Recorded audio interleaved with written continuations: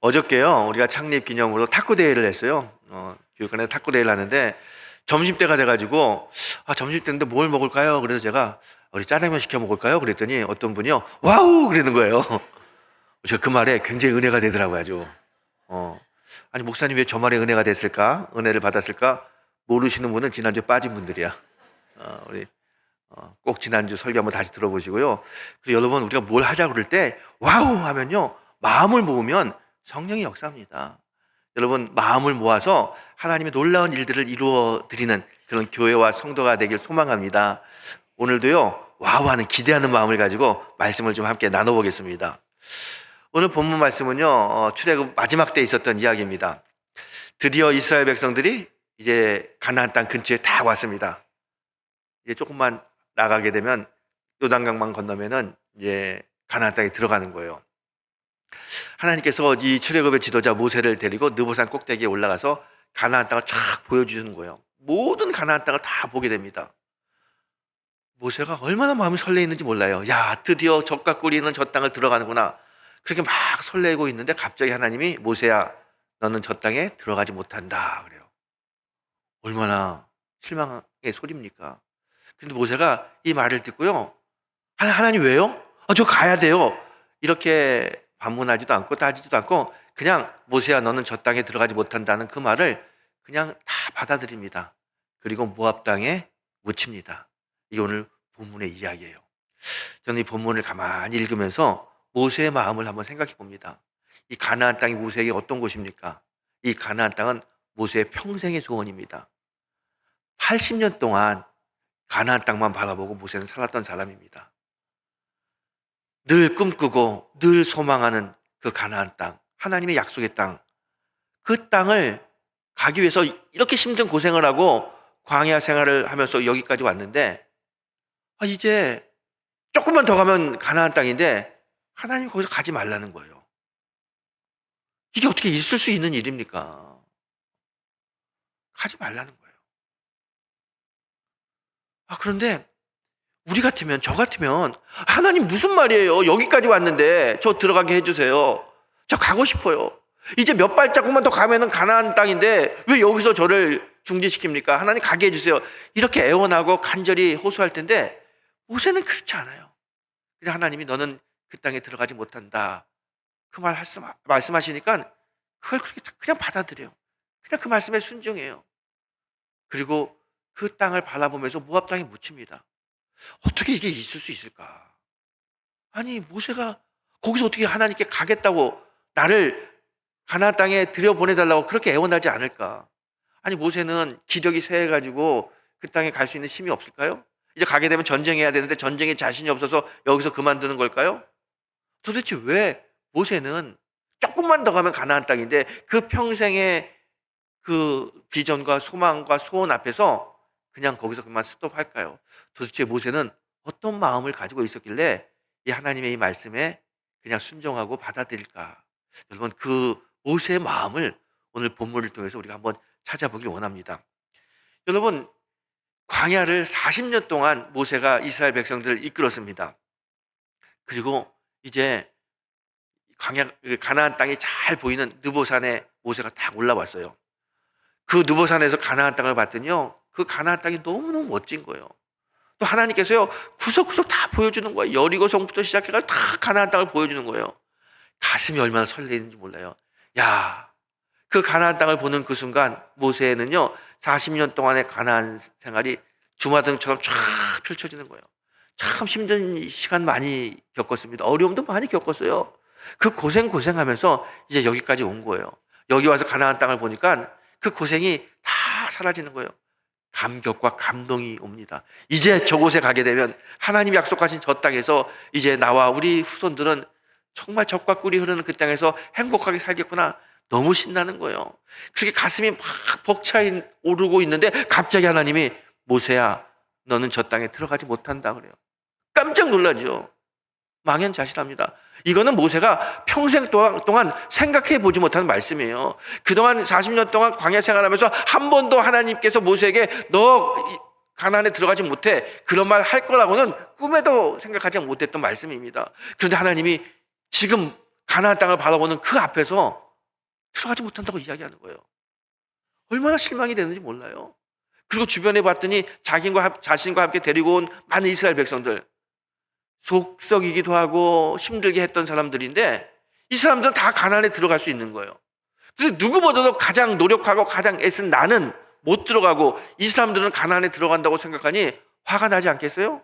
화가 날 뿐만 아니라 하나님에 대한 섭섭한 마음, 아니 섭섭한 마음을 넘어서 원망의 마음이 생기는 거예요. 아니 도대체 하나님, 내가 뭘 잘못했길래 여기까지 나를 끌고 와가지고 나를 데리고 와서 저 가나안 땅에 들어가지 못하게 합니까? 한 발자국이라도 좀 가나안 땅을 밟게 해 주셔야 되지 않습니까? 그런 마음이 막 생기지 않겠어요? 그런데 그런 마음과 그런 억울함을 한마디도 모세는 이야기하지 않습니다. 그리고 너는 가나안에 들어가지 못한다는 이 말씀을 모세가 그대로 받아들여요. 아주 토시 하나 달지 않고 그냥 순수하게 아주 순전한 마음으로 그 말씀을 받아들입니다. 여러분, 모세는요 원래는 굉장히 혈기가 많은 사람입니다. 그 젊었을 때 혈기가 있어가지고요 히브리 사람과 애굽 사람이 싸우니까 화가 나가지고 애굽 사람을 때려가지고 죽였어요. 그것 때문에 광야로 도망가지 않습니까? 혈기 많은 사람이에요. 자신 앞에서 자신을 모욕한다든가 자신의 눈에 거스르는 일을 하게 되면 참지 못하는 사람이 모세입니다. 그 혈기 많은 이 모세가 오늘 본문을 보게 되면요 혈기를 하나도 부리지 않아요. 오히려 아주 온순하게 모세야 너는 가나안 땅에 들어가지 못한다, 그 말을 온전하게 받아들입니다. 참 온순한 사람이 됐어요. 여러분, 성경이요 민수기 보게 되면 모세를 어떻게 평가하냐면 이렇게 평가합니다. 민수기 12장 3절에 보게 되면 모세의 온유함이 지면의 모든 사람보다 더하더라 그래요. 모세가요 얼마나 온유하냐면 이 땅에 사는 어떤 사람보다도 그 모세는 온유한 사람이라는 거예요. 원래 모세는 그런 사람이 아니었어요. 혈기 많은 사람인데 모세가 이렇게 온유한 사람이 됐어요. 이게 어떻게 가능할까요? 여러분, 하나님께서 모세를 온유한 사람으로 바꿔주신 거예요. 이 출애굽, 특별히 광야 40년 동안 하나님께서 모세를 계속해서 만지고 다듬으셔서 온유한 사람으로 만들어 주셨습니다. 그가 한평생 120세를 살면서 기력이 쇠하지 않았는데, 기력이 쇠하지 않았다는 이 말은요 그냥 육체적으로 기력이 쇠하지 않았다는 이야기가 아니라 그가 하나님 보시기에 온전한 사람으로 살았다는 겁니다. 온유한 사람으로. 여러분, 어떻게 이 모세가 이렇게 온유한 사람이 되었을까? 하나님의 말씀을 할 때 자신은 도저히 받아들일 수 없는 말씀이지만 아멘하고 순종하는 순종의 사람이 되었을까? 오늘 성경은 그 답을 뭐라고 이야기하냐면 5절에 보게 되면 모세를 여호와의 종이라고 이야기합니다. 그가 온전한 사람이 되고 온유한 사람이 되고 말씀에 순종하는 사람이 될 수 있었던 것은 그는 여호와의 종이었기 때문이라는 거예요. 여호와의 종. 여호와의 종이란 이야기는 모세의 주인이 누구란 이야기예요? 여호와란 이야기예요. 여러분, 원래 이스라엘 사람들은 주인이 따로 있었어요. 그들은 바로를 섬기고 애굽을 섬겼습니다. 그리고 그들은 잘못된 제사를 했던 사람들이에요. 그런데 그들이요 이제 출애굽하면서 하나님과 함께하면서 주인을 찾은 거예요. 여호와가 주인이 되고 하나님이 주인이 됐어요. 하나님을 경배하는 사람들로, 하나님을 예배하는 자로 바뀌었습니다. 주인이 완전히 바뀌었어요.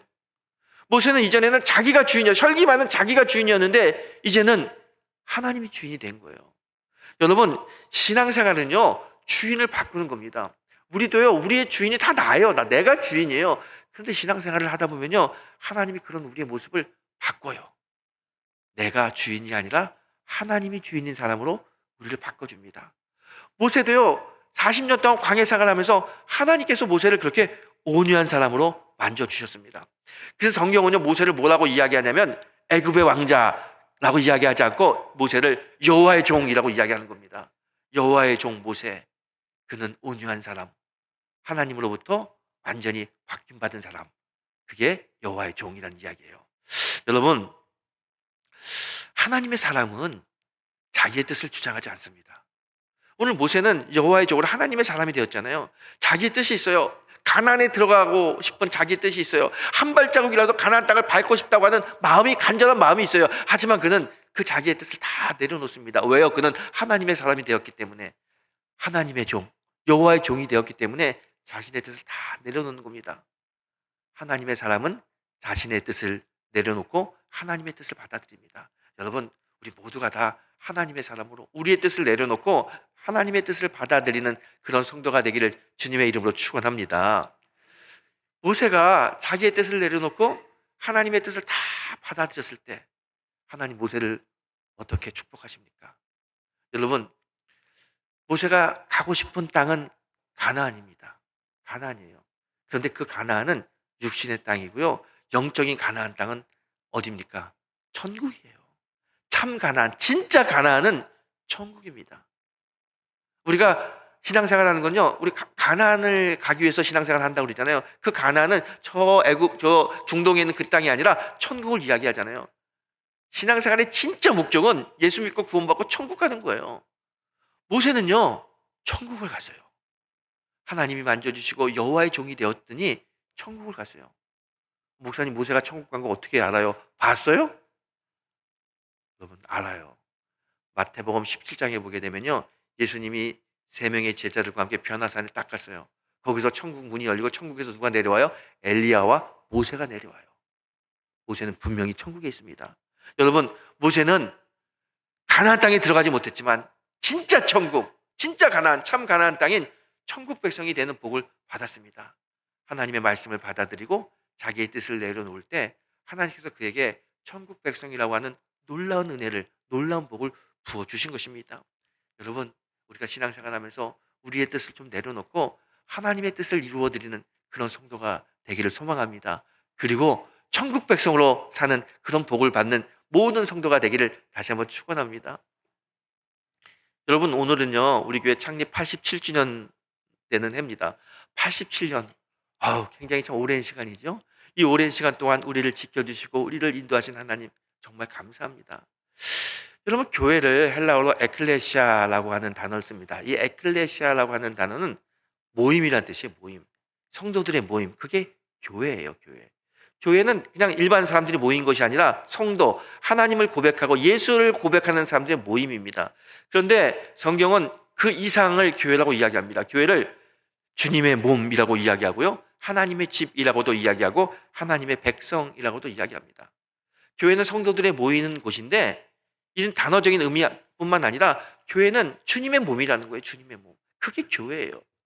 근데 여러분, 요즘 그 주님의 몸이 너무나 많은 상처를 받고 있습니다. 참 안타까워요. 제가 최근에 나온 통계 조사를 봤는데요, 코로나 3년 동안 한국 교회가 코로나 전에 5만 교회였는데 코로나 끝나고 올해 조사해 봤더니 4만 교회가 됐다는 거예요. 만 교회가 없어졌다는 겁니다. 굉장히 많은 교회가 없어졌어요. 참 충격이죠. 근데 그뿐만이 아니라 앞으로 다가오는 미래는 더 교회가 어려울 거라는 이야기들을 많이 합니다. 미래학자인 최은식 박사가 최근에 책을 하나 썼는데요, 2050년 한국교회 다시 일어나라 라는 책이에요. 이 책을 보게 되면요, 이 상태로 교회가 가게 되면 2050년이 되게 되면 교회의 70에서 80%가 없어질 거라고 이야기합니다. 그냥 글자 그대로 이야기하게 되면 앞으로 30년 후가 되면은 10교회 중에 7교회, 8교회는 없어진다는 얘기예요. 얼마나 암담하고 끔찍한 이야기입니까? 젊은 세대가 교회에 오지 않고 교회가 점점 노후되면서 교회가 사라질 것이라는 이야기들을 미래학자들이 통계를 가지고 이야기합니다. 그 이야기를 들을 때 참 우울하죠. 낙심이 됩니다. 여러분, 절대로 낙심하지 마십시오. 저는 그 예언대로, 그들의 통계대로 되지 않을 거라는 것을 분명히 알고 있습니다. 그렇게 되지 않습니다. 왜요? 하나님이 그렇게 만들지 않습니다. 여러분, 예루살렘 성전이 무너졌을 때 하나님은 남은 자들을 세우셔서 변화시켜서 다시 성전을 세우셨습니다. 하나님이요, 아무리 통계적으로 환경이 지금 교회가 어렵게 되는 이야기를 하게 되지만 하나님은 성도들을 변화시켜서, 성도들을 갱신시켜서 새로운 교회를 만드십니다. 그래서 절대로 미래학자들이 이야기하는 것처럼 교회는 되지 않습니다. 여러분, 하나님께서 우리들을 변화시켜서 새로운 교회를 만드실 겁니다. 우리 오늘 출애굽의 이야기를 했습니다. 출애굽, 이제 이스라엘 백성들이 이집트를 떠나가지고 가나안 입구까지 왔어요. 그 40년의 출애굽 시간 동안 얼마나 많은 기적이 있었습니까? 놀라운 기적들이 있었습니다. 하늘에서 만나가 떨어지고요, 바위를 쪼개서 물을 내기도 하고요, 메추라기가 날라오기도 하고요, 갈 길을 모를 때 구름 기둥, 불 기둥으로 하나님이 인도하셨습니다. 수많은 기적들이 있었습니다. 놀라운 기적입니다. 그런데 출애굽의 진짜 기적이 뭔지 아세요? 진짜 기적은 하나님이 사람을 바꾸신 거예요.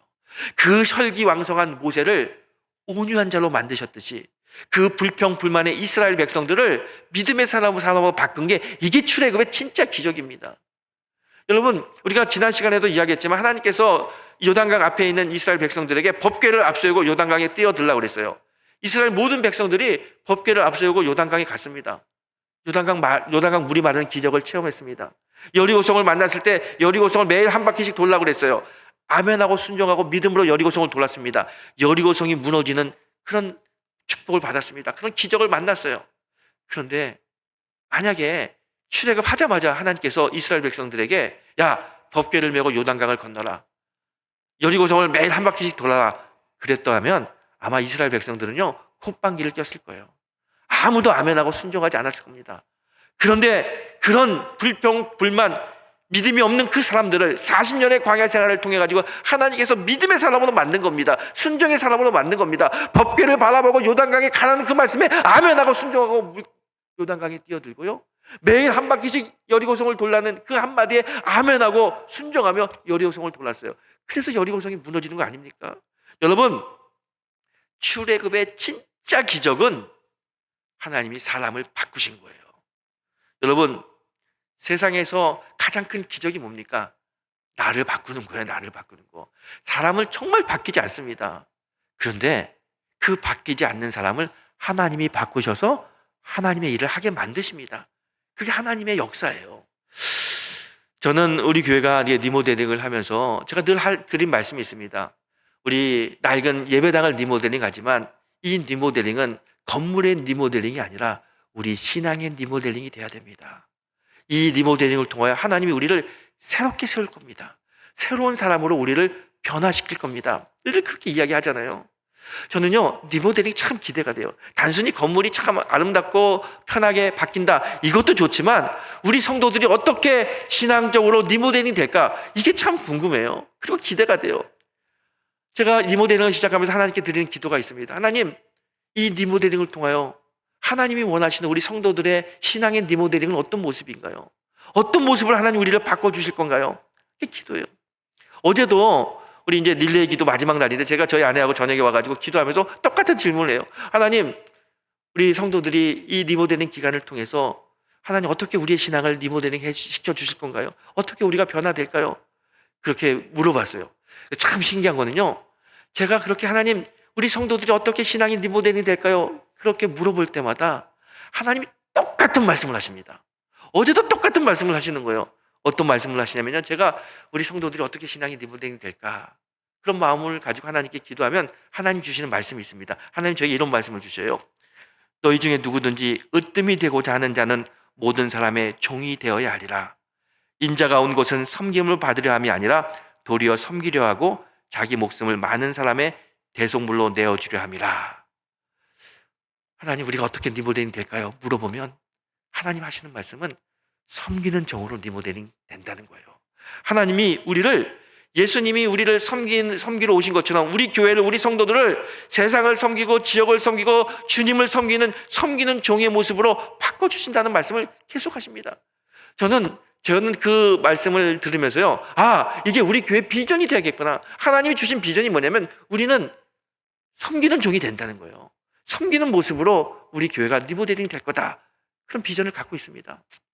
제가 이렇게 여러분에게 하나님 우리에게 섬기는 종의 모습으로 비전을 주셨습니다, 그 말하면 목사님, 그건 목사님 혼자의 생각이죠.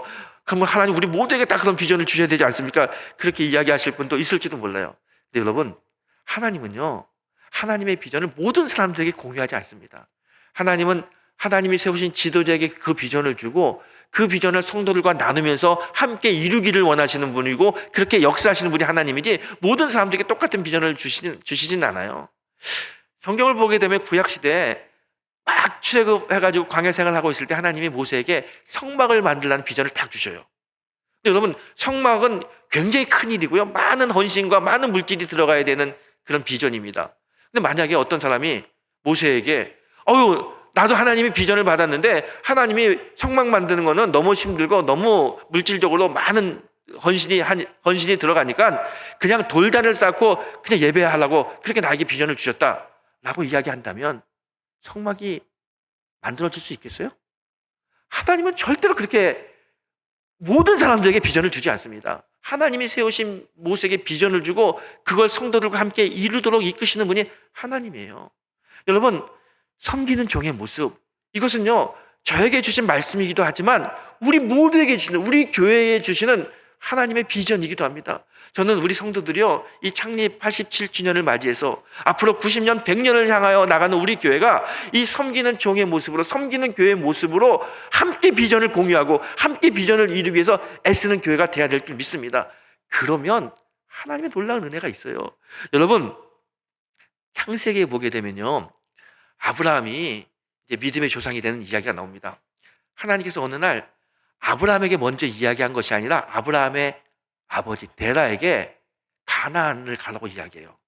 데라가요 그 말씀을 듣고 식구들을 다 데리고 가나안으로 갑니다. 그런데 막바로 가나안을 가는 게 아니라 하란을 들려요. 왜 하란을 들리냐면 그때 당시 하란은 가장 풍성한 나라, 또 곡식이 많은 풍성한 도시가 하란이에요. 그 데라는 식구들과 함께 하란에 가가지고 좀 머물다가 이제 가나안으로 갈 생각으로 하란을 갔습니다. 그런데 그 땅이 너무 풍요롭고 좋다 보니까 그냥 거기 머물러 있어요. 떠나지 않는 이 데라를 보면서 하나님이 데라의 아들 아브라함을 불러요. 여러분, 아브라함에게 하시는 말씀을 잘 들어보세요. 아브라함에게 이렇게 이야기합니다. 아브라함아, 너는 본토 내 아비 집을 떠나라. 그리고 내가 지시하는 곳으로 가라 그래요. 가나안 땅으로 가라 그래요. 아브라함이 하나님의 비전을 받는 거예요. 말씀을 들은 거예요. 그 비전과 말씀을 듣고 아브라함은 일어나서 갑니다. 그리고 가나안 땅에 들어가는 거예요. 근데 많은 사람들이 착각하는 게 있습니다. 잘못 생각하는 게 있어요. 아브라함이 본토 아비 집을 떠나가지고 가나안으로 갔을 때 데라가 죽었으니까, 자기 아버지 데라가 죽었으니까 이제 아브라함이 가장이 됐으니까 아주 편안하게 식구들을 다 데리고 가나안으로 갔다, 이렇게 생각하는 분이 계신데 잘못된 생각입니다. 그렇지 않아요. 아브라함이 하나님의 비전을 가지고 가나안에 갔을 때 75세입니다. 그때 그의 아버지 데라의 나이는 145세입니다. 그리고 아브라함이 가나안에 도착해서 가나안에 도착을 살 때 이 데라는 205세의 나이로 죽습니다. 아버지 데라가 있을 때 아브라함은 가나안에 갔고요. 아버지 데라가 살아있을 때 가나안 생활을 하고 있었습니다. 데라는 자기 아들이 가나안에 들어가고 가나안에 생활하는 걸 다 보고 죽은 사람이에요. 절대로 데라가 죽은 다음에 아브라함이 떠난 것이 아니라 데라가 살고 있었지만 아브라함이 떠난 겁니다. 왜요? 데라는 말씀을 들었지만 말씀에 따라가지 못했어요. 하지만 아브라함은 하나님의 비전과 말씀을 듣고 따라갔습니다. 그래서 믿음의 조상이 아브라함이 되는 겁니다. 여러분, 데라가 하란에 머물지 않고 가나안에 갔으면 저는 분명히 이야기할 수 있어요. 데라가 믿음의 조상이 됐을 거예요. 그런데 아브라함이 믿음의 조상이 된 이유는 말씀과 하나님이 주신 비전을 따라갔기 때문입니다. 여러분, 모세가 왜 위대한 지도자가 되고 왜 모세가 천국 백성이 됐습니까? 이 땅에 머물라고 하는, 너는 가나안에 들어가지 못한다는 이 말씀을 따르고 받아들였기 때문에 그는 참 천국 백성이 된 겁니다. 여러분, 하나님께서 우리 교회에게 비전을 주셔요. 말씀을 주셔요. 섬기는 종으로, 섬기는 교회로 교회를 다시 리모델링 하라고, 신앙을 다시 리모델링 하라는 그 비전을 주십니다. 우리가 주님이 주신 이 비전과 말씀을 따라가면 반드시 하나님의 역사가 우리에게 임할 줄 믿습니다. 믿음의 조상이 아브라함이 됐듯이, 참 천국 백성인 모세가 됐듯이 말씀을 쫓아가면, 비전을 쫓아가면 하나님이 우리를 새롭게 세우실 것입니다. 정말 힘들어하고 어두워가는 이 한국교회 새로운 빛으로 영등포의 중앙이 아니라 이 땅의 중앙으로 우뚝 서는 그 교회로 하나님이 우리를 만드실 것입니다. 여러분, 성도와 교회는 말씀을 따라가고요, 비전을 따라가야 됩니다. 하나님이 우리에게 원하는 것은 섬기는 교회, 섬기는 종의 모습입니다. 우리가 하나님께서 우리에게 주신 비전, 예수님이 내가 섬기는 종으로 온 것처럼 너희도 이 땅을 섬기는 자로 살라고 하는 이 비전을 따라가게 되면 반드시 하나님이 우리를 세우십니다. 저는 그래서요, 오늘 모세를 여호와의 종이라고 이야기하잖아요. 앞으로 우리가요, 우리를 그리스도의 종이라고 불렀으면 좋겠어요. 하나님, 우리의 주인인 하나님, 그 하나님을 따라가는 종들, 그리스도의 종. 여러분, 우리 모두가 다 그리스도의 종이 되길 소망합니다. 여러분, 우리는요, 지금 오늘 87년 기념주일을 맞이하고 있습니다. 앞으로 우리 교회는 90년, 100년 쭉 앞으로 발전할 겁니다. 이 90년, 100년을 향하여 우리 교회가 어떻게 살아야 될 거냐? 다른 거 아닙니다. 오늘 주신 비전처럼 우리가 변화돼서 하나님 우리를 변화시켜 주실 거예요. 섬기는 사람으로, 섬기는 교회로 우리가 서야 될 줄 믿습니다. 최근에 우리가 30일 온라인 기도회를 했어요. 많은 분들이 오셔가지고 언제 교회를 다녔는지, 또 우리 교회 다니면서 어떤 은혜를 입었는지, 그리고 우리 교회가 어떤 교회가 됐으면 좋겠는지 이야기하고 기도 제목을 나누고 기도하는 온라인 프로그램입니다. 제가 30명의 이 성도들의 얘기를 쭉 듣는데 마지막에 우리 교회가 어떤 교회가 됐으면 좋겠습니까? 그 이야기를 듣는데요, 거의 모든 분들이 공통된 얘기를 합니다. 우리 교회가 사랑이 넘치는 교회가 됐으면 좋겠어요. 우리 교회가 지역을 섬기는 교회가 됐으면 좋겠어요. 우리 교회가 복음을 섬기는 교회가 됐으면 좋겠어요. 복음을 전하는 교회가 됐으면 좋겠어요. 거의 모든 사람들이 비슷한 이야기를 해요. 아마 여러분도 우리 교회가 어떤 교회가 됐으면 좋겠습니까? 라고 물어본다면 그렇게 이야기할 겁니다. 사랑이 넘치는 교회, 이웃을 섬기는 교회, 선교하는 교회. 아마 우리도 다 똑같이 이야기할 거예요. 제가 그 이야기를 가만히 들으면서 이런 생각이 떠올라요. 아, 우리 교회는 손수건 같은 교회가 돼야겠구나. 손수건 같은 교회. 힘들고 어렵고 땀 흘릴 때 땀을 닦아주는 손수건. 슬프고 외로워서 눈물 흘릴 때 눈물을 닦아주는 손수건. 아, 우리 교회가 그런 손수건과 같은 교회가 돼야겠다. 그런 생각을 해봅니다. 여러분, 땀을 닦아주고 눈물을 닦아주는 손수건과 같은 교회, 그 교회가 바로 오늘 저와 여러분에게 주님이 말씀하신 섬기는 종이고 섬기는 교회의 모습이에요. 저는 우리가 이 성전을 리모델링하면서 섬기는 종으로, 섬기는 교회로 우리의 모습도 새롭게 리모델링 되기를 소망합니다. 저는요, 제가 요즘 이런 생각을 해요. 최근에 이야기를 들었는데 요즘 물가가 오르고 너무 힘들다는 거예요. 또 뉴스를 보니까 올해는 김장을 하지 않겠다는 사람이 너무 많다는 거예요. 배추값도 비싸고 고춧가루도 비싸가지고 김장을 못 한다는 거예요. 너무너무 어려워서. 그 얘기를 딱 들으면서요, 제가요, 우리 교회가 배추 한 1000포기 사가지고 남녀노소 다, 여러분 다 와가지고 김장 담궈가지고 어려운 분에게 좀 나눠주고 이 지역 주민에게 시중에 반값으로 김장김치를 탁 팔았으면 좋겠어요. 여러분 얼굴이 왜 이렇게 어두우세요? 그런 생각을 했다는 거예요. 다 여러분 불러가지고 김장하자 그러지 않을 테니까 그렇게 어렵게 고민하지 마세요. 정말 그랬으면 좋겠어요. 이렇게 어려울 때 우리가 좀 해가지고 반값으로 그냥 시중보다 싸게 김치 나눠주면 얼마나 좋겠어요. 저는요, 앞으로 우리 교회가 바자회 할 때 절대로 남기는 바자회 하지 않으려고 합니다. 앞으로 우리 교회 바자회는 믿지는 바자회 할 거다. 우리가 좋은 물건 사가지고 할 때요, 이 지역 주민들에게 그냥 싸게 나눠주는 거예요. 그럼 지역 주민들이 그걸 싸게 사가지고 좋은 물건 사면서, 야, 우리 동네에 영등포 중학교가 있어서 너무 좋다, 너무 좋다. 그렇게 좀 지역을 섬기는 교회가 됐으면 좋겠습니다. 이제 뭘 팔아가지고 남기려는 교회가 아니라 어떻게 하면 믿져가지고 지역을 섬기는 교회로 가야겠다. 그런 생각을 해봅니다. 이게 주님이 저에게 주시는 이 창립주의를 맞이해 주시는 이 비전이기도 하고요. 이 비전은 여러분과 함께 나눠야 될 비전이기도 합니다. 여러분, 저는 앞으로 우리 교회가 이 지역에서, 야, 우리 동네에 영등포 중앙교회가 있어서 참 좋아, 참 좋아, 이런 소문나는 교회가 될 거라고 믿습니다. 왜요? 하나님이 우리를 그렇게 만들어 주실 것입니다.